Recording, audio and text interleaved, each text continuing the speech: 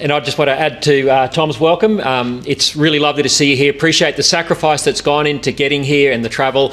And to our New Zealand guests, we are an international conference for the first time.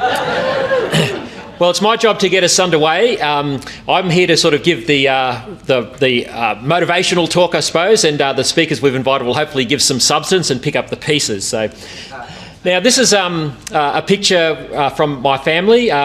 We hear a lot of talk today about a housing crisis in Australia. Well, back in the early 1940s, my grandfather there lived in that shed. It was enclosed on three sides, open to the elements on one, while he was pioneering his farm at a place called Yarraman in the South Burnett, somewhere between Toowoomba and Kingaroy, if you know. I know we've got a fella from the Darling Downs here. And the woman in the middle is my grandmother. And the other mean-looking woman is the chaperone. But back in the early 1940s, and my mum was born in 1948, he was there carving out a life for himself and building a future for his family. It's hard not to get emotional. It's crazy because, things are tough today for many people. But back in those days, people just pulled out their axe and did what they had to do. And by the time I came along in the late 60s, early 70s, some of my earliest memories are at my grandparents' farm. They had a beautiful house and had built a great life and had a beach house at the coast as well. So they'd done okay. But today, things are not quite so good. In the 1970s, when I was a child, my family and I lived in Deborah Street in Toowoomba. My mum and dad, my dad was a pastor, my mum was a stay-at-home mum. My dad was on a very sacrificial ministry wage. There were two other families in our street where the husbands were motor mechanics again, the women were raising young children. All of them could afford to buy or to build a four-bedroom house on the outskirts of Toowoomba in the early 1970s. Fast forward to the 1990s when Wendy and I got married. It took us two wages to do what our parents in the previous generation did on one. And then today, I look at my kids' generation and they are struggling to even get a house on two wages and putting their children in daycare. I would submit that we have not gone forward as a nation. We've actually gone backwards. Now, just a few sort of stats. I'm not sort of a super expert on these sort of things, but the median age of marriage in Australia from the late 60s, early 70s has gone from early 20s when couples got married to now well into the 30s now. Couples are delaying marriage. And of course, commensurate with that is a massive drop in our fertility. And Catherine Deeves, who was our speaker at the dinner last night, for those who were here, heard an amazing talk on how the sexual revolution didn't deliver and how she had an amazing journey back to the idea of marriage and family. But we are well below replacement level there. It's less than 1.4 children per woman in Australia at the moment. Our divorce rates, they're not sort of current figures, that's only to 1998, but it's pretty much stabilised there. And you can see how when the Family Law Act came in 1975, the divorce statistics just shot up. Family instability, delayed parenting, drop in fertility, these are all things that have really affected our nation, and they're not talked about in the political discourse. When I was at the Australian Christian Lobby, we commissioned some research through the University of New South Wales. Professor Patrick Parkinson oversaw this. And we looked at marriage, family, cohabitating, and it's very clear, and all the sociological research will show that marriage does bring stability for children. We hear a lot today about cohabitation, and you saw those marriage statistics, but the odds of a de facto couple with children breaking up is more than 7 times as high as a married couple who had not lived together before marriage. So the idea that you try before you buy and that will provide a better pathway to a longer lasting relationship, it doesn't cut through. And of course, Catherine mentioned that last night from her own experience in a very honest talk that she gave. And by the way, that'll be available on our YouTube channel hopefully next week. So marriage and family bring stability. At the moment, we've got people delaying marriage, delaying parenthood. We've got a fertility crisis. We've got a stability crisis. And I think we all know that, and that's a big part of the reason why we're in this room today. The politics about how we got here have mattered. Many of you will be aware of the 1975 Family Law Act, and John Howard was a young politician in the Parliament at that time. He said there was no more important piece of social legislation debated in the time that he was in the federal parliament, and he was there a long time, than the Family Law Bill. And Lionel Murphy was the then Attorney General. He had a barely disguised contempt for the influence of the Judeo-Christian ethic on Australian society. His aim had been to dismantle the influence of the ethic on Australian life. And the principal piece of legislation for that was, of course, the Family Law Bill, which gave us the statistics that we're seeing today.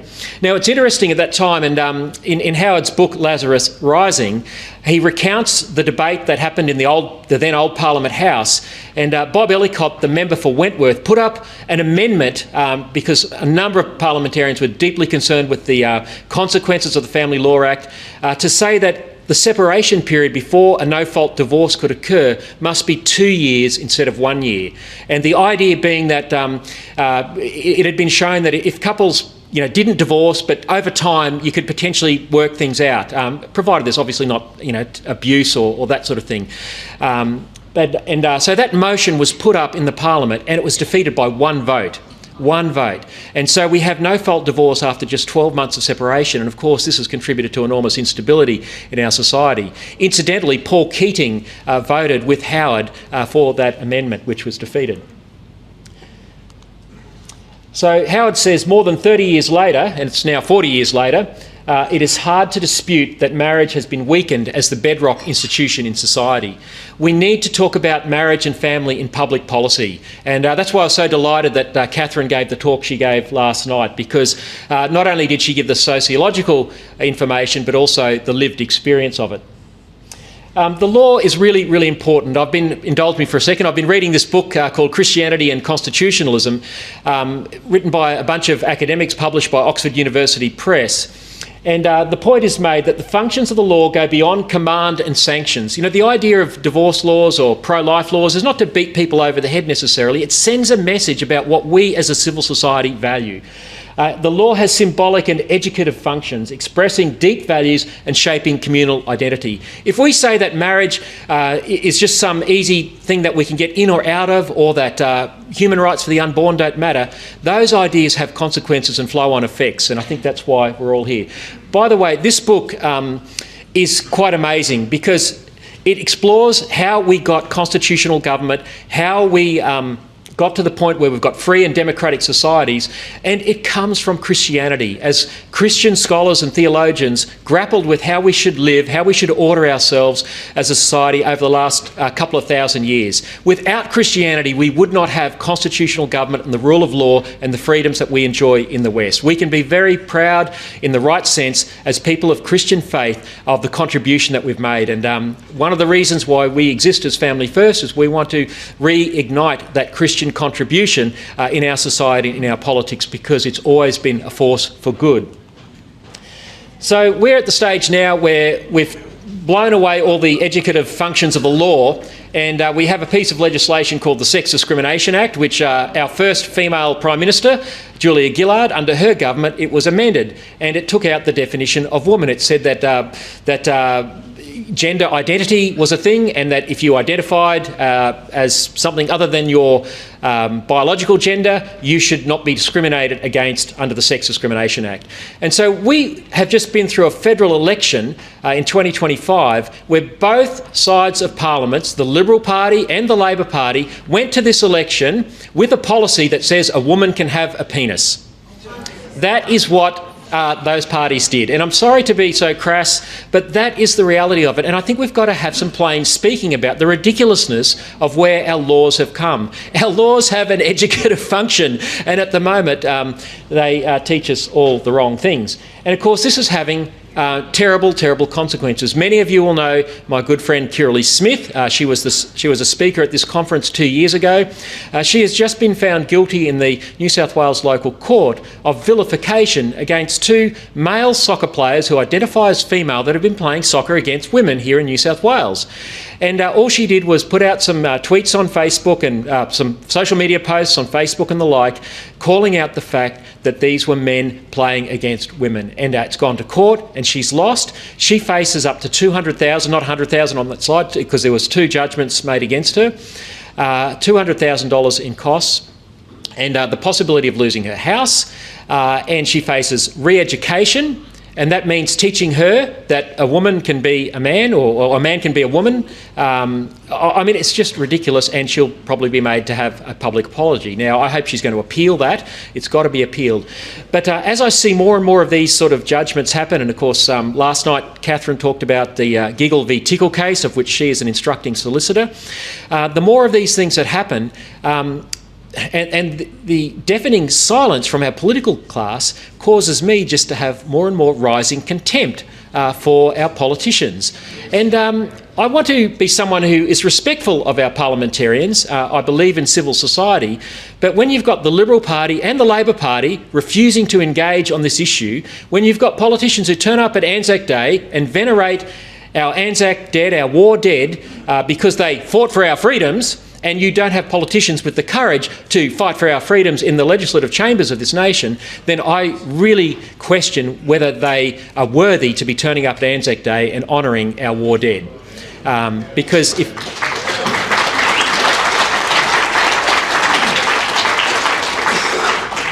No one should be going to court and being punished for exercising freedom of speech, especially over something as ridiculous as whether a man can be a woman and play soccer with the girls. And of course, this has huge consequences for particularly young girls going forward. So we've got some serious problems in our nation. The issue of religious freedom is a massive issue. Christopher Brohere is a barrister. He'll be speaking to this in much more cogent detail this afternoon than me. But this headline from the Australian, and you know, this goes to Tom's point earlier about the Liberal Party. I know probably many of us in this room lean towards the Conservative side of politics. We can't trust the Liberal Party anymore.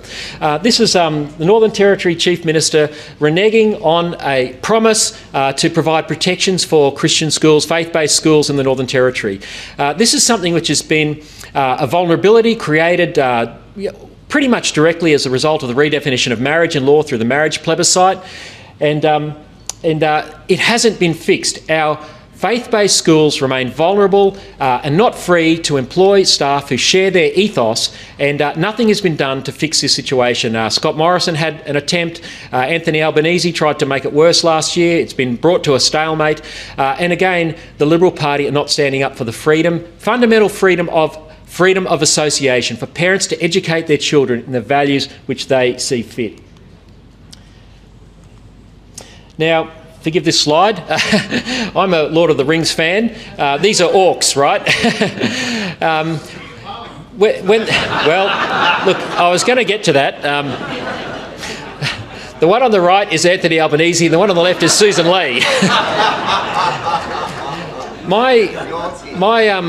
My wonderful father, who's just turned 80, is a great voice of encouragement in my life, and he's a big supporter of Family First. But he keeps saying you've got to have a positive vision. You can't just keep talking about what's wrong. And I agree with that, but I keep saying, Dad, you know, when the orcs are breaking down the back fence, you know, you've got to mount a defence. And of course he agrees with that. But we are at a situation where the orcs are ripping down the back fence, and we've got to get out our little hobbit swords and fight away at them. So, and to my dad's point, we do want to tell a better story at Family First. The reason we're all in this room is because we do believe there is a better future for our nation. And in the last couple of years, it's been our privilege at Family First to have been invited to be part of the inaugural Alliance for Responsible Citizenship conference that was held in London just 2 years ago. We were also represented at the latest one last February, and we intend to continue to be engaged. And their sort of mantra is a better story. And that's very much what we are on about at Family First. It's very easy for us to identify with that. And some of the things that we want to promote is obviously the need for the Judeo-Christian ethic. There is no other ethic that has resulted in free societies around the world. Secular humanism has not produced freedom.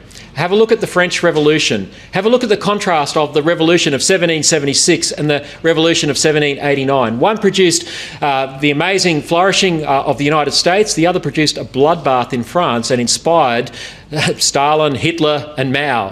That's what that revolution inspired, based on secularist atheism. There is no doubt that the Christian worldview is that which seeds freedom and liberty, rule of law, prosperity, the flourishing of families. And we have to start saying this. If John Howard could say it in his political career and also then reiterate it in his memoirs, why can't we bring that discussion into the political discourse? No one's talking about this. We have to have a worldview that animates us. And of course, at Family First, we've made it very clear that as part of our core values, you'll see them on our website, is that we're here as a party. People of all faiths and none are welcome to join us, but we are going to be a party that promotes the Judeo-Christian ethic, because we can't live in a vacuum. And, you know, with all due respects to other world religions, their nation states have not produced anywhere near the freedom or desirability than what the Christian West has produced. That's why the world wants to come and live here, and we need to be advocates for that worldview. We obviously want to see stable families. I showed some of the stats earlier. We've got to start to address how do we have a conversation about marriage and stability. And I think as people like Catherine Deves tell their stories about their journey, you know, from what the culture says about relationships to, you know, finding the joy of motherhood and family and realising the importance of stability. As those stories are told, as the statistics and the evidence are more and more debated and talked about, people will be attracted back to that which works. There is a reality, and it's very much found in marriage and family and stability. We want to promote a fairer tax system for couples. At the moment, couples who care for their children in the home with one partner caring in that care role, generally a mother, not always, but generally that's the wish of most mothers. That's just a fact. It's not a statement of misogyny. They are penalised in the tax system to the tune of well over $10,000 a year. We want to see income splitting where a couple's wage can be treated as one taxable unit. That's a huge advantage. We want to see the massive childcare subsidies that are given. We want to see them go to the family, not to, as Catherine said last night, to industrialise childcare. That was a very confronting phrase that she used, but that's what it is. And I'm not, you know, there can be a place for that, for childcare outside of the home, of course, but give people the choice. Don't put all the money in one area so that you corral people to just one prescription, which is what our government does at the moment.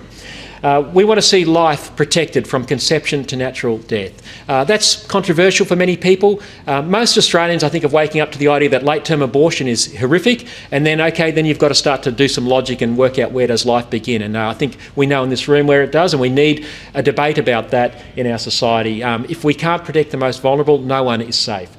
We want to make housing affordable for couples on one wage. You know, Tom and Jack are both from the Labor Party. Well, it was the Labor movement that gave us the Harvester judgment and, you know, fair day's work for a fair day's wage, you know, 8 hours work, 8 hours rest, 8 hours play, you know, reasonable limits around how we can do things, and so that a family could be supported on one wage. We've got to be able to get back to that again. We need energy abundance in this nation, and we've got a big focus on energy at today's conference, quite deliberately, because this is one of the key things that's driving the cost of living crisis in this nation, and it's based on pseudoscience, and it's based on false assumptions that somehow you can power an industrialised economy on windmills and solar panels. You can't, and that'll be demonstrated today. We need to dig, baby, dig in this nation, and drill, baby, drill, because we should be an energy superpower. We can look after our environment, of course we should, but we must make sure there's prosperity for our families and our children. And freedom of speech and religion, which I've talked about. Family First exists to create a flourishing nation through strong families and communities underpinning a civil society. Our mission is to build a political movement, and you'll hear a bit more this afternoon from some of our candidates and our key people. Jack, who directed our federal campaign effort at the last election.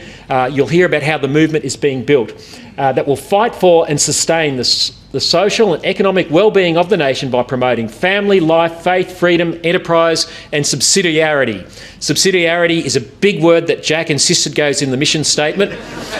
And that simply means, you know, we as civil society should do what the government, we should do what we can do, and the government should only do what we can't do, essentially. We're not no government people, we're not libertarians, but the government has got way too big, and there's much more that civil society can be doing. This will be achieved through having courageous and intelligent women and men of character elected to state and federal territory parliaments. And as Tom mentioned, this is the next phase of our journey as a political movement. We've got Deepa here today, who you'll hear from this afternoon. Bernie Finn, Jane Foreman in Victoria. Bernie and Jane both in Victoria, pre-selected for our upper house effort there. And myself here in New South Wales. we've got a big job over the next 18 months. It can feel like it's a dark hour. Western civilization has been here before, and Winston Churchill famously said, "I have nothing to offer but blood, toil, tears and sweat." And that's what we tell all of our candidates when they sign up to run for us. Indulging my Lord of the Rings thing, we are in extraordinary times, and Tolkien knew this, and in his novels, he pens these lines. He says, "I wish it need not have happened in my time," said Frodo. "So do I," said Gandalf, "and so do all who live to see such times. But that is not for them to decide. All we have to decide is what to do with the time that's given us." And my challenge today is, what will you do with the time that is given you? We're all here today. We can see the crisis. We can see the problems. These are the times we live in. We can curl up in a ball, or we can get out, be part of a movement that will do something. I reckon if Grandpa Barnes could build a life out of that, then I reckon we can build a life out of the troubles that we find today. I really do. And I take great inspiration from the pioneers. If he could build a home and a family and a good life for his kids and for his grandkids, how much more can we do by putting our shoulder to the wheel? We don't have to pick up an axe and clear trees, but we can get involved in a movement like this and do our bit to reshape our society for the common good. This is why we fight. Thank you. We're in for a great day today. God bless you.